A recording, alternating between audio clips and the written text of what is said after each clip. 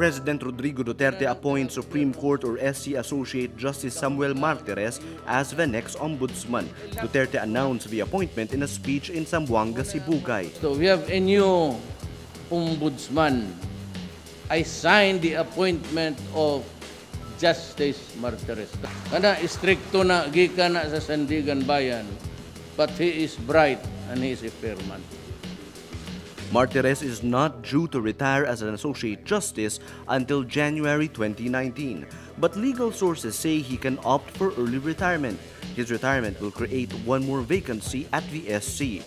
Martires was Duterte's first appointee to the country's top court. Before that, he served as an Associate Justice of Anti-Graft Court Sandigan Bayan for 12 years. At the SC, Martires' votes aligned with the interests of the administration.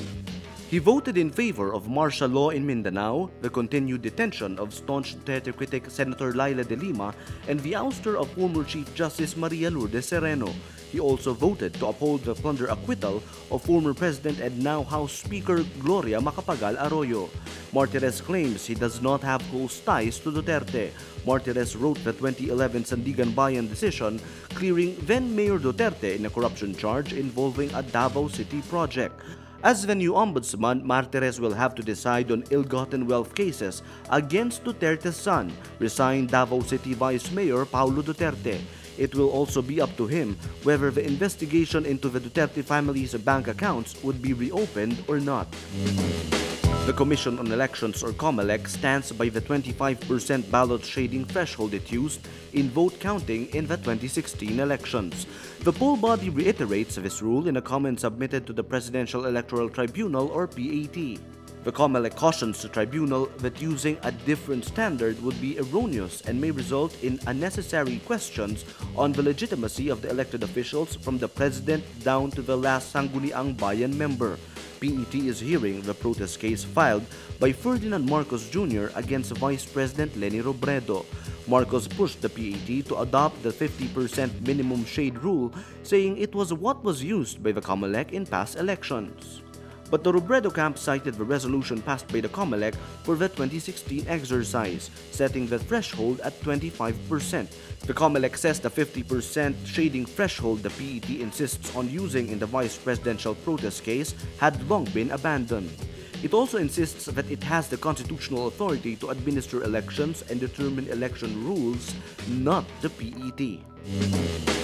Cesar Montano incurred expenses considered, quote, excessive and extravagant by the Commission on Audit or COA when he was Tourism Promotions Board Chief. He was also abroad 14 times in 2017, equivalent to almost 25% of the year. COA reveals in its 27 audit report on TPB that Montano spent 2.276 million pesos for himself alone when he traveled to Asia, Europe, Australia, and North America in 2017.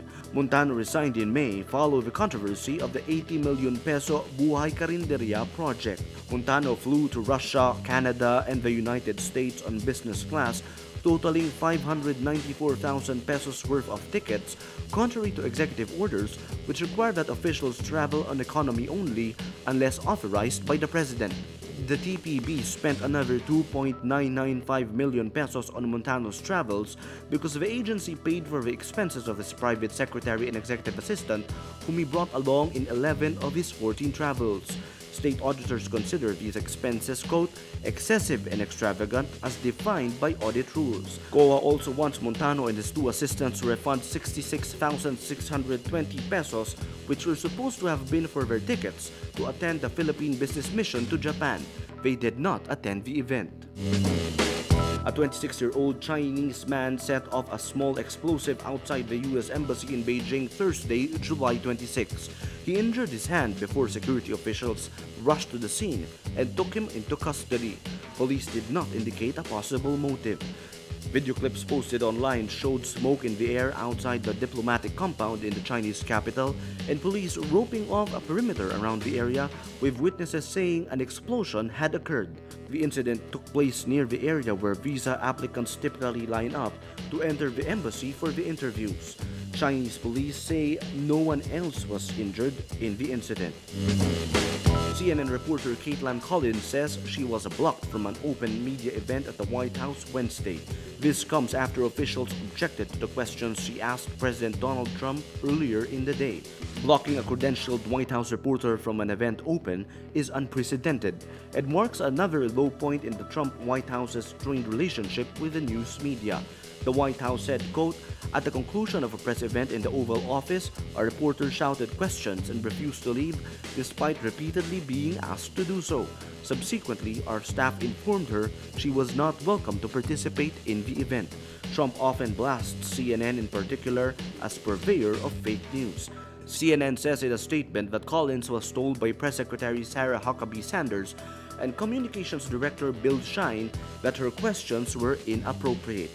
It adds, quote, "They were not inappropriate. Just because the White House is uncomfortable with a question doesn't mean the question isn't relevant and shouldn't be asked.